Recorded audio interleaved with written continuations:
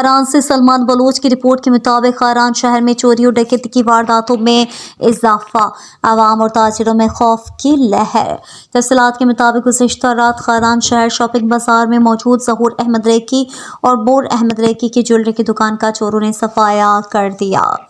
ذرائع کے مطابق دونوں دکان مالکان رشتے میں بھائی ہیں، جن کے ایک دکان سے لاکھوں روپے مالیت کے سونے کے زیورات لے گئے ہیں، جبکہ دوسری دکان کا تالا توڑ کر لوٹنے کی کوشش کی، جو ناکام رہے۔ آئے دن چوری کی وارداتوں سے تنگ آ کر شاپنگ بازار خاران کے دکانداروں نے آج احتجاجاً دکانیں بند کر کے روڈ بلاک کر دیا۔ اس موقع پر انجمن تاجران خاران کے صدر منیر احمد شیخ، نائب صدر حاجی عبدالغفار مسکانزئی،